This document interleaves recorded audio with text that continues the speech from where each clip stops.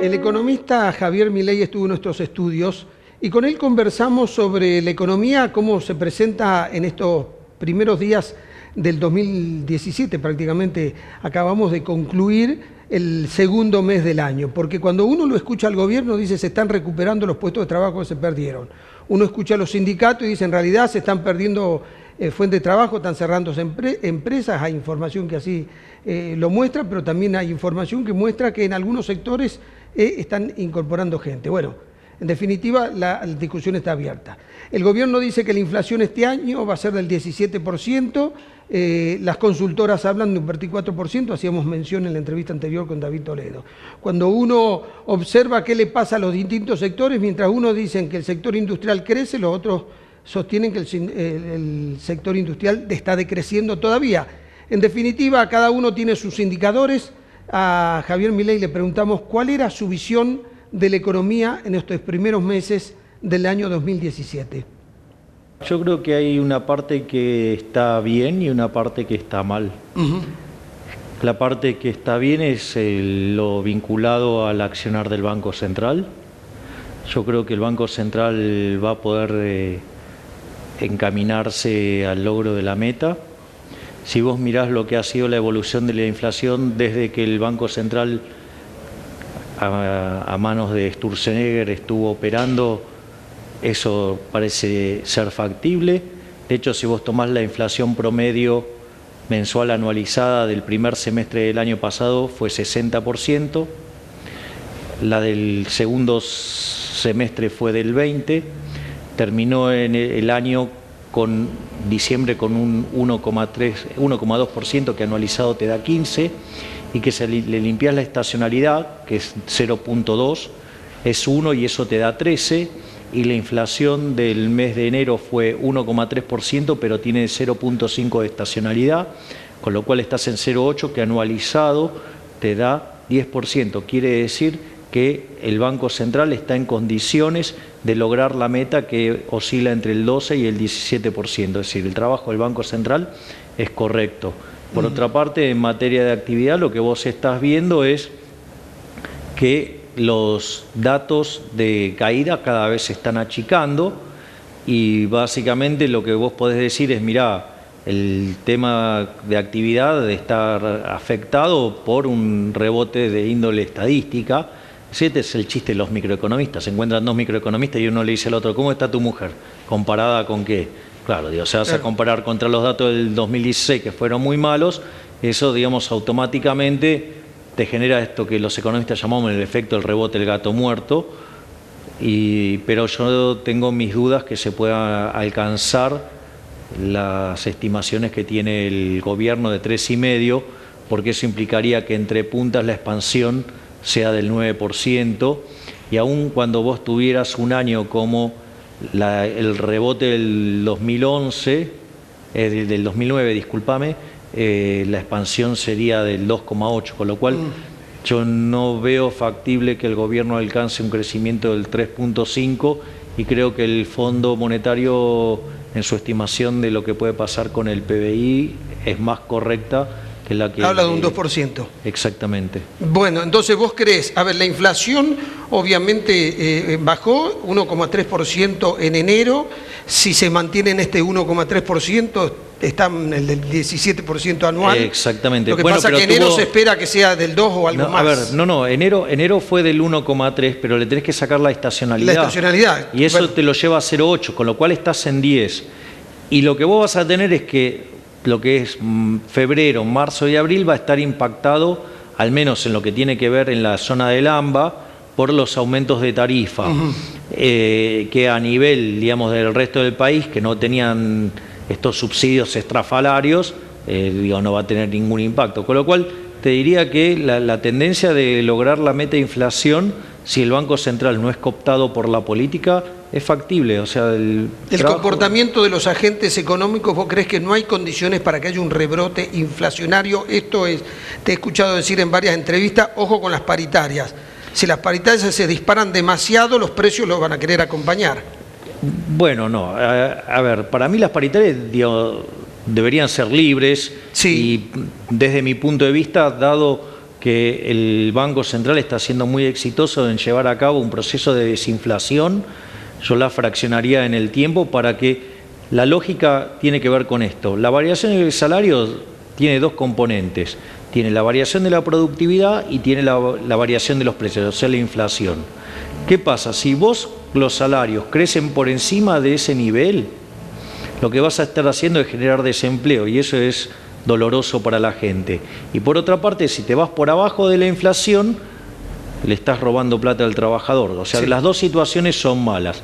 La forma para mitigar esto es que vos puedas estar negociando continuamente para que ninguna de las dos partes se vea perjudicada. Y a mí me parece que no debería haber ni techo ni piso y debería ser un instrumento flexible para que ninguna de las dos partes pierda. A ver si entiendo. Vos lo que decís es que deben haber acuerdos paritarios por 6 meses, no más de eso, y después sentarse nuevamente. Si vos querés, cada 3 meses. O cada 3 meses. ¿No es demasiado estar discutiendo salarios con esta frecuencia?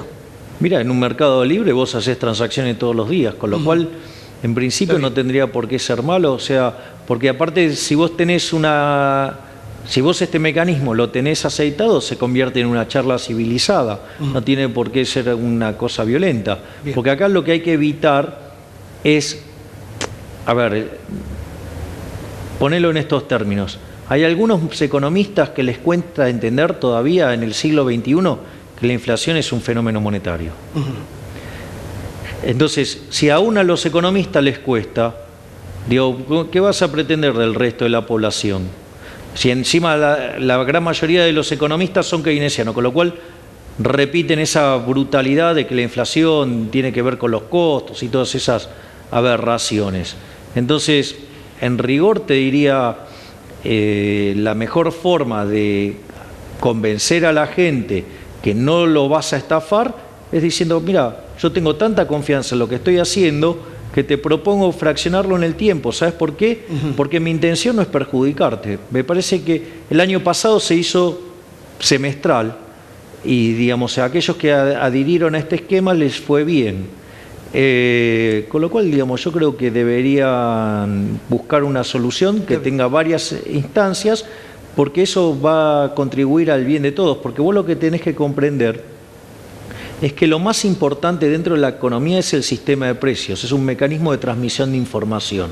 Y cuando vos bloqueás ese mecanismo, el sistema trabaja mal. Entonces, la inflación es al sistema de precios lo que el ruido a la comunicación. Entonces, cuanto más ruido hay, comunicás peor. Digo, imagínate si tuviéramos acá un ruido en el medio. Digamos, yo no podría explicarte esto, vos no me lo entenderías, y no es porque vos no puedas entenderlo o porque yo lo explico mal, sino porque está el ruido en el medio. Bajar ese ruido es bueno para los dos. Bueno, el Banco Central está comprometido en eso, me parece fantástico, y como parte del buen entendimiento, vos podrías quitarle ruido a la comunicación con estas negociaciones fraccionadas en el tiempo. Va a ser muy interesante ver cómo actúan los distintos actores de la economía, entiéndase desde los trabajadores, empresarios y todo, porque vos sabés que en la Argentina tenemos una dificultad. ¿Viste? Cuando vas al médico, el médico te medica. Cuando vos encontrás el primer síntoma de mejoramiento, ¿qué haces? Deja de tomar la medicación.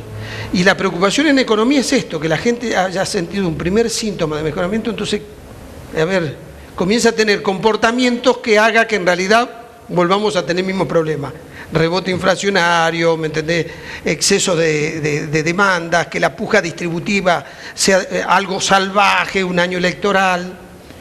Yo te diría que en el caso de la economía es todavía mucho peor, porque si vos lo querés poner en términos de medicina, como hiciste recién, o sea, a la gente o le gusta romper el termómetro, digo, acá se hizo, o alternativamente vas a ver al médico y cuando te da un diagnóstico que no te gusta lo insultan, ¿sí? O lo golpean, o lo echan o lo maltratan.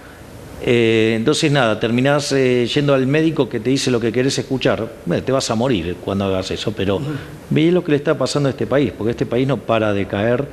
O sea, pero bueno, no quiere, la gente no está dispuesta, pareciera, asumir un discurso de la realidad. O sea, yo tengo la sensación que a veces la gente prefiere una mentira edulcorada antes que la realidad cruda. Y bueno, y eso es lo que nos está hundiendo como país, desde mi punto de vista. Bien, para que la gente entienda tu pensamiento, ¿crees en paritarias libres? ¿Crees que tienen que hacer por periodos cortos para rediscutir? ¿No, Sí. no le tenés miedo a la discusión permanentemente? Porque como vos decís, en la economía hay transacciones todos los días y nada, Claro, tal cual. y no hay caos. ¿Crees que va a haber un crecimiento menor de lo que dice el gobierno? ¿Estás más cerca del Fondo Monetario de un 2%, que coincide en la mayoría de las consultoras? Bueno, no, hay consultoras que tienen números bastante más grandes también, ¿no? Más grandes, sí.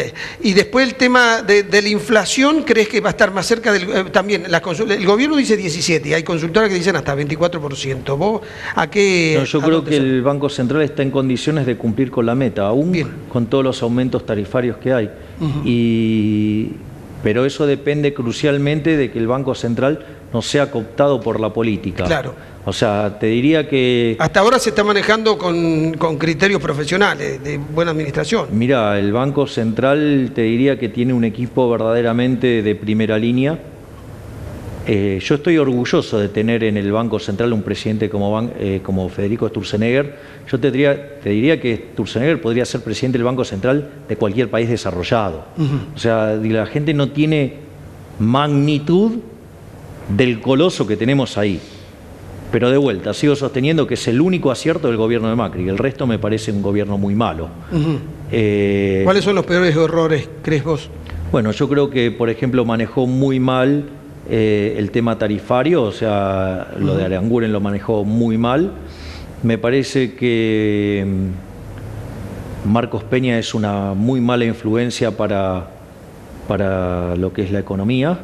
O sea, desde mi punto de vista es un socialista.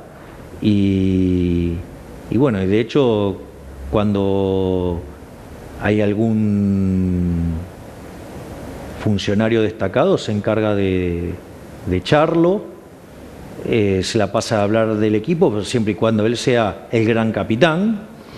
Y la verdad es que es gran responsable de muchos de los errores que comete el gobierno, y su impronta keynesiana sobre cómo debe ser administrada la economía es lo que hace que hayamos tenido un muy mal 2016 y que más allá del rebote que pueda tener la economía en el 2017, esto no tiene nada que ver con un proceso genuino de crecimiento.